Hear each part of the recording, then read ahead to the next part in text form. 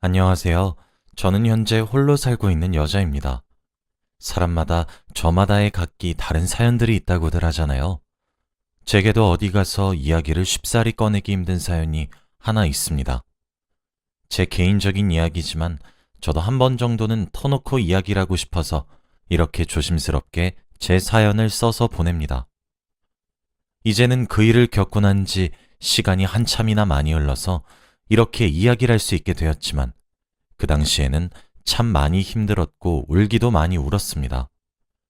저는 아직까지도 그때만 생각하면 정말 기가 막히고 황당하고 또 분하기도 하거든요. 저는 이혼을 했어요.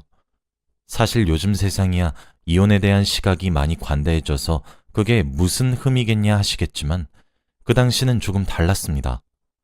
제가 이혼했던 날까지는 지금부터 22년을 거슬러 올라가야 합니다. 저는 당시 어린 나이에 시집을 갔어요. 결혼 생활은 4년을 했고 이혼한 지 22년이 흘렀지만 제 나이가 아직 쉰이 되지 않았으니 얼마나 어렸는지 짐작이 가시겠죠? 저는 친구들 사이에서 독보적으로 이르게 결혼했어요. 사고를 친 것 아니냐 등등의 질문도 많이 받았지만 정말 사랑해서 한 결혼이었습니다. 착했고 다정했고 절 위해주는 사람이었기 때문에 이 사람이라면 제 인생의 마지막 한 자락까지 함께하고 싶다는 생각이 들었고, 그래서 평생 함께하고 싶은 마음이 들었거든요. 전 남편은 누가 봐도 성실하고 반듯하고 올곧은 사람이었어요. 그래서 전 남편을 놓치고 싶지 않았어요. 그렇게 결혼에 골인했습니다. 하지만 딱 한 가지의 문제점이 있었습니다. 바로 시어머니였어요. 시어머니의 성격이 뭐랄까, 좀 드세고 기가 센 편이셨거든요. 시어머니는 저를 무척이나 마음에 들어 하지 않으셨어요. 아마 제가 눈에 차시지 않으셨던 것 같아요. 저를 못마땅하게 여기시는 일이 부지기수였었거든요. 남편은 저보다 4살이 많았어요. 그리고 어린 나이임에도 불구하고 꽤 좋은 직장을 다니고 있었죠. 시댁도 제 친정보다 좀 더 잘 사는 편이었어요. 시어머닌 그래서 저를 더 싫어하셨습니다. 한 번은 결혼한 이후에 술을 한잔하시고 절 붙들고 이야기를 하시더라고요. 하나 있는 아들 자식이 시댁과 비슷하거나 좀 더 나은 형편인 집안에 장가를 가서 쪼들리면서 한 푼 두 푼 아끼고 모으면서 사는 것이 아니라 넉넉하고 여유롭게 살았으면 했는데 저를 데려왔다고요. 그러시며 제가 너무 보잘것없다고 하셨어요. 그래서 눈에 안 차고 예뻐 보이지도 않는다고요. 여러분들이라면 술에 취해 며느리를 붙들고 그런 말을 하시는 시어머니를 보면 어떻게 행동하실 것 같으신가요? 말씀이 너무 심한 것 아니냐고 화를 내시는 분들도 있을 것이고 속상해서 눈물을 흘리시는 분들도 있으시겠죠. 저는 그렇게 행동하지 않았습니다. 저는 묵묵히 듣고만 있었어요. 사실 그렇게 틀린 말은 아니셨거든요. 저희 친정 사정이 여유로운 집은 아니었습니다. 남들은 딸내미 시집 간다고 하면 혼수도 빵빵하게 해준다고들 하지만 저희 친정은 그러지 못했어요. 찢어지게 가난해서 남들에게 손을 벌리면서 살아야 하는 정도는 아니었지만 그렇다고 해서 여유롭진 않았고 항상 빠듯한 수준이었습니다. 결혼하면서 남편이 집을 해왔는데 저는 혼수조차 제대로 갖춰가지 못했고 시댁에 예단을 보내지도 못했어요. 지금 세상이야 그런 것들이 허례허식이다 하면서 생략하지만 제가 결혼할 때까지만 해도 은수저 세트, 이불 세트 그런 것들까지 다 챙겨야 했거든요. 시어머니는 그때부터 저와 제 친정을 무시하셨고 싫어하셨습니다. 결혼조차도 남들처럼 못할 정도인 집안에 아들을 주기 싫다고요. 남편이 나서서 시어머니를 밤낮 가리지 않고 설득했고 어렵게 결혼했습니다. 저희 친정에서도 시댁에서 왜 그렇게 저를 반대하는지는 어렴풋이 알고 있었기 때문에 무리해서라도 구색은 맞추시려고 애쓰셨죠. 그렇게 결혼을 했으니 시어머니 눈에 제가 이뻐 보일 리가 없었어요. 저는 빠르게 그 사실을 인정했고 시어머니와 관계를 다시 쌓아가고 싶었습니다. 그래서 저는 남편과 결혼 후 정말 가정에만 정성을 쏟았습니다. 하지만 시어머니는 제게 도통 마음을 열어주진 않으셨어요. 오히려 그런 저를 부담스럽게 여기셨죠. 저는 더 열심히 시어머니를 모셨습니다. 언젠가 제 마음을 알아주시겠지 하면서요. 시어머니는 그렇게 제게 시집살이를 하기 시작하셨습니다. 제가 자청했다고 봐도 될 정도였죠. 시아버지도 제 남편도 그런 시어머니에게 너무 심하다고 이야기를 하시기도 하셨어요. 그러면 시어머니는 제게 더 역정을 내셨죠. 아들로도 모자라 남편까지도 구워 삶았냐고 하시면서요. 저는 아무 말도 하지 않았고 묵묵히 들으며 죄송하다고만 말했어요. 제가 보기에도 제가 너무 못났다는 생각 때문이었던 것 같아요. 시어머니의 시집살이는 날이 가면 갈수록 더욱 혹독해졌습니다. 늦은 밤에 음식을 시키기도 하셨고 이불 빨래를 손으로 하게 하시기도 했고 정말 갖가지 방법으로 기상천외하게 절 괴롭히셨습니다. 그렇게 지내다 제 뱃속에 아이가 들어서게 되었어요. 임신 사실을 알게 되었고 이제 더 이상 제가 바랄 것이 없다고 생각했어요. 결혼한 지 2년째 되던 해에 생긴 아이의 탄생 소식에 양가에서 너나 할 것 없이 엄청 좋아하셨어요. 특히 시어머니께서 정말 많이 행복해 하셨어요.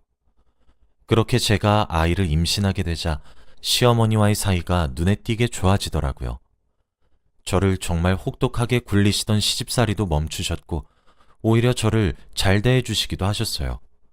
저는 그제서야 인정을 받는구나 했습니다. 시어머니는 그러시며 아들이길 바라셨어요. 저도 그래서 아들이었으면 좋겠다고 생각했어요. 직감적으로 느꼈거든요. 제가 아들을 낳게 된다면 시어머니는 저를 며느리로 인정해 주실 것 같다고 말이에요. 하지만 아이의 성별을 채 알기도 전에 유산이 되었고 아이는 저희 부부 곁을 떠났습니다. 시집살이는 다시 시작되었죠. 아이를 떠나보내서 그런지 원래 하시던 시집살이에 제 험담이 추가가 되었더군요. 모든 것이 제 탓으로 들렸습니다. 시어머니는 제가 임신한 사실을 알게 되고 난 이후 음식도 시키지 않으셨고 오히려 몸에 좋은 것들을 사서 먹이셨죠. 제가 정말 몸둘 바를 모르겠다 싶을 정도로 말이에요. 유산을 했을 때는 시어머니마저 저를 조금이나마 위로해 주셨고 시아버지와 남편은 제 걱정만 했어요. 병원에서는 자궁이 많이 연약하다고 이야기를 하시긴 했고 임신하면 주의하라고 말씀을 하셨지만 병원과 제가 생각했던 것 이상으로 제 자궁이 약했던 탓인지 그 이후 유산을 4번이나 더 하게 되었습니다. 모든 것이 제 탓으로 느껴졌어요. 음식을 잘못 먹었나? 너무 많이 걸었나? 무리했나? 병원 측에서는 제 탓이 아니라고 했고 남편도 제 편을 들었지만 제 마음은 쉬이 가라앉지 않았어요. 아마 유산해 보신 분들이라면 아시겠죠. 유산도 계속 겪으면 사람이 미칩니다. 시어머니는 5번째 유산 소식을 들으시고는 저를 혼내셨어요. 너는 애가 대체 생각이라곤 하는 거니? 머리가 있으면 생각 좀 하고 살란 말이야. 대체 애를 몇 번이나 유산시키는 거니? 넌 대체 몸 관리를 어떻게 하는 거야? 대체 어떤 못 배워먹은 걸 써먹어서 내 손주들을 5이나 그렇게 보내냔 말이야. 어머님, 죄송해요. 하지만 병원에서는 이유를 못하겠다고 하셨어요. 아니, 죄송할 필요 없다. 꼴도 보기 싫으니 썩 나가렴. 내가 결혼할 적부터 네가 마음에 안 들었던 이유는 있었던 게지. 내가 너한테 뭘 바랬니? 아들 하나 낳아달라는 게 그렇게도 고가웠어? 다른 집 며느리들은 순풍순풍 애들을 낳아서 시부모 품에 철썩 안겨준다는데 이래서 돈도 안 벌어오고 집구석에서만 박혀있는 애가 임신관리 하나도 제대로 못해? 넌 대체 할 줄 아는 게 뭐야? 꼴도 보기 싫으니까 나가. 아니, 그냥 우리 집안에서 나가거라. 우리 아들이랑 이혼해. 내가 다 괜찮다 스스로 다독이며 널 받아줬어도 정도가 있는 법이야. 네가 백날 첫날 노력을 해봐라. 애가 들어서는지. 어머닌 그렇게 제게 폭언을 쏟아부으신 이후 실제로 이혼을 강요하기 시작했습니다. 4년이란 시간 동안 기다려줬으면 오래 기다려준 것 아니냐 하시더군요. 제가 다른 며느리들보다 어리니 더 건강하진 못할 망정이라고 하시면서 말이에요. 너무 서러웠어요. 병원에서도 이유를 모른다 했거든요. 분명 초음파를 찍거나 이럴 땐 한참 괜찮다가 그렇게 어느새 시간이 조금 지나면 얼렁뚱땅 유산이 되고 원인 불명이라고 하시니 저도 답답해 미칠 노릇이었어요. 아이를 5번이나 보내면서 저도 많이 피폐해졌는데 시어머니까지 저를 그렇게 매몰차게 몰아가시니 저도 마음에 병이 들기 시작하더군요. 그렇게 저는 극심한 우울증에 걸렸습니다. 아침에 일어나면 밤에 침대에 누워 다시 눈을 감고 잘 때까지 제 눈에서 눈물이 마를 날이 없었어요. 그래서 그런지 그 시기부터 남편과의 사이도 삐걱거리기 시작했죠. 지금 생각해보면 남편도 많이 지쳐했던 것 같아요. 남편도 처음부터 제게 무심했던 건 아니었어요. 남편은 유산을 하고 난 이후 우울해하고 하루 종일 자책하는 저를 진심을 다해 위로했습니다. 하지만 한 번이 아닌 5번의 유산을 겪으면서 남편도 저도 많이 지친 상태였고 매일 눈물바람인 저를 남편은 더 기다려주진 않았어요. 그만 좀 울어. 여보, 나 이제 회사에서 퇴근 시간이 기다려지지가 않아. 왠지 알아? 이 집구석에 들어오면 맨날 첫날 당신 훌쩍이는 소리로만 가득 차서 진절머리가 난다고. 당신만 힘들어? 나도 힘들어. 유산도 시집살이도 그게 내 탓이야? 내가 결혼할 때도 그랬잖아. 우리 엄마 드세니까 그냥 피하라고. 내가 막아준다고. 그래도 꾸역꾸역 나가서 듣지 않아도 될 욕 들어 처먹고 하루 종일 일하고 온 사람 붙잡고 하소연하는 것도 너무 지겹고 유산에서 맨날 우는 것도 너무 지겨워. 여보, 나도 사람이야. 나도 지치고 힘들다고. 당신만 힘든 게 아니라고. 왜 당신은 자꾸 미련하게만 살아? 하루 종일 밖에서 개고생하고 집에 들어오면 나도 쉬고 싶고 당신이랑 알콩달콩 지내고 싶어. 왜 맨날 첫날 울어? 진짜 지긋지긋해. 여보, 대체 내가 뭘 어떻게 해줘야 해? 난 사실 아이 없어도 된다고 했잖아. 아이보다 당신이 중요하다고 했고 우리 집에서 그렇게 당신이랑 결혼하는 거 반대했는데도 내가 밀어붙인 이유는 당신 사랑해서였어. 당신이 아이 가지고 싶대서 존중했고 받아들인 거였다고. 내가 대체 어디까지 당신 기분 맞춰줘야 돼? 나도 우리 아이 그렇게 보내고 나서 힘들어. 나도 지치고 미칠 것 같다고. 난 울 줄 몰라서 안 우는지 알아? 나도 슬픈데 참는 거야. 내가 가장이고 나라도 정신을 차려야 하니까. 당신은 대체 무슨 노력을 하고 있는데? 슬픔을 이겨내기래, 아님 변화하기 위해 준비를 하기래. 아무런 행동도 하지도 않으면서 그저 울 줄만 아는데 내가 그런 당신을 언제까지 이해해주고 배려하고 희생만 해야 해? 그만 좀 해. 진짜 숨이 턱턱 막혀. 등등의 비수 같은 말을 제게 쏟아부은 남편은 점차 저를 피하기 시작했습니다. 지금 생각해보면 남편의 입장도 이해가 가요. 하지만 당시에 저는 어리기도 했으니 알 턱이 없었죠. 그렇게 금슬이 좋았던 저희 부부 사이는 금이 갔고 점점 파국으로 치달았습니다. 그렇게 얼마가 지났을까? 남편의 말을 곱씹어 보는데 저도 제가 정신을 차려야겠다는 생각이 들긴 하더군요. 오랜만에 일어나서 집을 치웠고 냉장고도 정리했습니다. 그때가 마지막으로 유산한 지 딱 2달이 되던 시기였어요. 남편도 오랜만에 제가 맑은 정신을 가지고 몸을 움직이니 미소를 지어주기도 하더군요. 그렇게 냉장고 정리를 시작했는데 냉장칸에 한약이 무더기로 나왔습니다. 생각해보면 제가 임신을 할 때마다 시어머니께서 한약을 지어주셨어요. 임신하고 나면 잘 먹어야 한다고 하시면서 말이에요. 제가 선천적으로 자궁이 약하니까 임신 보조의 역할을 해줄 거라고 정말 용한 한의원에서 비싼 돈 주고 지어온 것이라며 하루에 꼭 2첩씩 먹으라고 신신당부를 하시곤 했어요. 그런데 그날 문득 그 한약을 보고 있으니까 등골이 오싹하면서 소름이 끼치기 시작했어요. 문득 제가 생각해낸 아주 작은 가능성이 생각나더라고요. 시어머니가 지어준 한약이 정말 임신 유지를 위한 약이 맞는 것인가 하는 의심이 말이에요. 그도 그럴 것이 제가 3번째 임신을 했었던 시기에 입덧이 무척이나 심했었어요. 물에서도 비린내 같은 냄새가 느껴져서 물도 제대로 못 마실 정도였으니 말을 다 한 셈이죠. 그리고 한약을 먹고 싶어도 먹을래야 먹을 수가 없었거든요.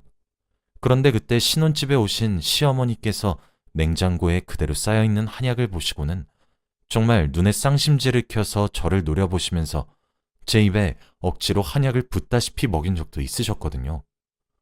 그런데 그렇게 한번 의심이 싹이 드니까 여러 일화들이 생각나기 시작했고, 그 일화들의 공통점은 모두 시어머니께서 임신 도중 제가 제때 한약을 먹지 못해 화를 내신 일들 뿐이었죠. 약첩에 적힌 한 의원에 예약을 했어요. 그냥 꼭 가야겠다는 생각이 지배하더라고요. 저도 모르게 말이에요. 한 의원에 약첩을 들고 방문했습니다. 한 의사가 묻더군요. 무슨 약이 필요해서 왔냐고요. 저는 가방에서 집에서 가져온 한약 봉지들을 꺼냈고 이게 무슨 약인지 물었습니다. 한 의사는 잘 모르겠으니 나가달라고 저를 쫓아내려고 하시더군요. 사실 저는 어디 가서 진상을 부리거나 큰 소리를 칠 정도의 담력을 가지고 있는 사람은 아닙니다.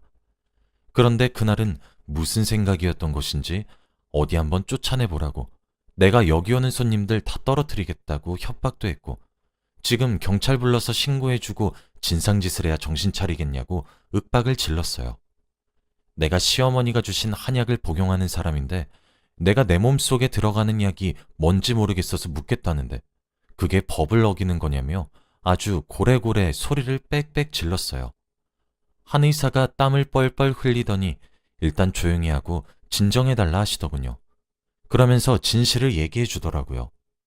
그리고 그렇게 밝혀진 진실은 무척이나 추악했고 소름 끼치는 이야기였습니다.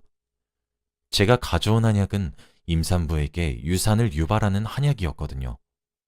보통 약을 지을 때는 복용할 사람의 맥을 짚어서 몸에 맞는 약을 지어야 하지만 유일하게 유산을 시키는 한약은 그럴 필요가 없다고 하시더군요. 유산을 유발하게 하는 약재와 자궁을 약하게 하는 약재들을 어떻게 섞어서 약을 다리면 아이가 유산된다고 하더라고요. 그래서 이 약은 정말 사람들 입소문을 타고 아름아름 전해진 약이라서 아무나 쉽게 지어주진 않는답니다. 그런데 저희 시어머니께서는 그 한의원에서 유산을 유발하는 한약을 5제가 지으셨더군요. 그리고 아무리 유산을 유발시키는 약재들이라고 하더라도 그 효과가 100%가 아닌데 제가 유독 한약이 잘 맞아서 매번 유산했던 것 같다고 하는데 사람이 너무 놀라면 아무런 말도 나오지 않더라고요. 제 시어머니는 저랑 남편을 갈라놓기 위해서 제가 임신을 해오면 유산시키는 짓거리를 반복하다가 이제 더 이상 기다려주기 싫다 하면서 이혼을 강요하고 있었던 거였습니다. 많은 생각이 들었고 어떻게 해야 할지 모르겠더군요. 무슨 정신으로 집으로 돌아왔는지 모르겠어요. 신혼집에 돌아왔고 거실 소파에 앉아 멍하니 시간을 보냈습니다. 얼마나 흘렀을까? 남편이 퇴근을 하고 집에 돌아왔더군요. 살가운 대화를 한 지는 오래 지났지만 불 꺼진 거실에 우두커니 앉아있는 저를 보며 걱정스러웠던 것인지 무슨 일이야 물어보더군요. 저는 그만 왈칵 눈물을 쏟아내었어요. 남편은 놀라서 제게 물었고 저는 아무 말 하지 말고 내일 저와 어디 좀 같이 가자고 했어요. 회사에 하루만 연차를 쓰라고 하면서요. 생전 그런 부탁 한 번 한 적 없던 제가 그런 부탁을 하니 남편도 많이 놀랬고 이내 알겠다고 하더군요. 그렇게 다음날 날이 밝자마자 저는 남편과 함께 어제 제가 갔었던 한의원을 다시 재방문했습니다. 그리고 한의사 앞에 앉아서 제가 어제 했던 이야기 한 번 더 그대로 해보라 했어요. 제 남편에게 말이에요. 한의사는 한숨을 푹 쉬며 입을 열더군요. 하긴 입을 열 수밖에 없었겠죠. 제가 또 병원을 뒤집어 엎으려고 하고 있으니까요. 한의사의 말이 길어질수록 남편의 입은 점점 크게 벌어지기 시작했고 이내 할 말을 잃더군요. 저는 한의사의 말이 끝나자마자 그냥 진료실을 박차고 나와 집으로 홀로 돌아왔습니다. 그리고 3시간 정도가 흐르니 남편이 울다 왔는지 두 눈이 퉁퉁 부은 채로 집으로 왔더군요. 소파에 앉아있는 제 앞에 무릎을 털썩 구르며 미안하다는 말만 반복하면서 엉엉 우는데 그게 무슨 심정이었는지 아직도 모르겠지만 심장이 일렁거리더군요. 화도 났고 슬프기도 했고 때리고 싶다가도 보듬어주고 싶은 참 설명하기 힘든 감정이었습니다. 저는 남편에게 결국 이혼을 요구했습니다. 더 이상 결혼 생활 유지가 힘들 것 같다고 못하겠다고 하면서 말이에요. 남편은 그런 저를 끈질기게 붙잡았어요. 제게 시댁과의 연을 끊어내겠다고, 그러니 이혼은 다시 생각하자고, 절 사랑한다고 하면서요. 그런데 부모 자식 간의 인연은 하늘이 맺어줬다 하여 천륜이라 그러는데 천륜을 어떻게 끊어내겠습니까? 저는 이혼을 요구했어요. 위자료도 다 필요 없고 그냥 헤어지자고요. 남편은 서럽게 울었지만 저는 도무지 다시 그 집구석과 연을 맺을 마음이 없어지더군요. 남편은 시아버지에게도 저희 부부에게 일어났던 일을 설명했어요. 남편도 본인의 어머니에게 큰 배신감을 느낀 것 같더라고요. 남편은 끝까지 절 붙잡았지만 끝내 저는 이혼을 택했습니다. 시아버지는 제게 따로 전화를 걸어오셔서 미안하다 사과를 하셨어요. 위로금이라고 생각하고 제게 꼭 받아달라고 사죄의 의미라며 통장 하나도 쥐어주셨고요. 위자료도 재산분할도 필요 없고 이혼만 바란다고 했는데 남편도 시아버지처럼 제게 통장 하나와 저희가 함께 살았던 신혼집의 명의를 제 앞으로 돌려주더군요. 그렇게 우린 이혼을 했습니다. 저는 그때 무척이나 커다란 상처를 받았고 친정집으로 돌아가 두문분출하며 밖을 나오지도 않았습니다. 정말 너무 큰 상처였거든요. 그런데 이혼을 하고 난 이후 3년이란 시간 동안 남편이 절 찾아오더군요. 잊을만 하면 밥 먹으러 오고 까먹을만 하면 절 데리러 오고 그렇게 말이에요. 몇 개월이 아닌 3년이란 시간 동안 말이에요. 남편은 그렇게 제게 다시 다가오기 시작했고 다시 마음을 고백했습니다. 한 번만 더 기회를 달라고 시댁과 저 사이의 인연은 끊겠다고 하면서요. 저희 부모님께도 무릎을 꿇고 애원하며 기회를 달라고 했다더군요. 저희 부모님은 제 선택을 존중하시겠다 하셨고 저는 그렇게 모든 것을 바로잡는 남편이 사실 싫지 않았어요. 어떻게 미워할 수 있겠어요. 미련하다 욕을 먹을진 모르지만 정말 그럴 수가 없더라고요. 온 마음을 바쳐 사랑했던 남자가 다시 그렇게 갖은 노력을 하기 시작하니 외면하는 것이 어렵더군요. 우린 그렇게 이혼한 지 5년 만에 다시 재결합을 했습니다. 이번엔 저도 시댁에 이쁨 받겠다 노력하지 않았고 시댁과의 연을 완전히 끊어냈어요. 남편도 신혼집 위치조차 시댁에 알리지 않더군요. 그 이후 지금까지 아들과 딸을 각각 하나씩 낳아서 내 가족이 되어서 잘 살아가고 있습니다. 시어머니와는 지금까지 단 한 번도 마주친 적이 없고 시아버지와는 간간히 연락을 주고받고 있어요. 제게는 악독했던 시어머니였지만 남편에게는 어진 어머니이기에 제가 배 아파 낳은 자식들을 그래도 보여드리기만 하고 있습니다. 남편은 여전히 제 말 한마디면 껌뻑 죽고 절 사랑해주고 있어요. 이제 나이를 먹어서 그런지 깨닫게 되는 게 제가 왜 그렇게 아둥바둥 이쁨 받으려고 애썼나 싶기도 합니다. 제 이야기가 누군가의 복수처럼 통쾌한 이야기가 아니라 조금 답답할 수 있는 이야기지만 현재 저는 매우 행복하게 잘 살고 있어요. 그래서 제게는 해피엔딩의 이야기인 것 같습니다. 앞으로도 저희 가족만 생각하며 행복하게 그리고 잘 살아가 보도록 할 거예요. 여기까지가 제 이야기였습니다. 긴 이야기 끝까지 들어주셔서 감사합니다.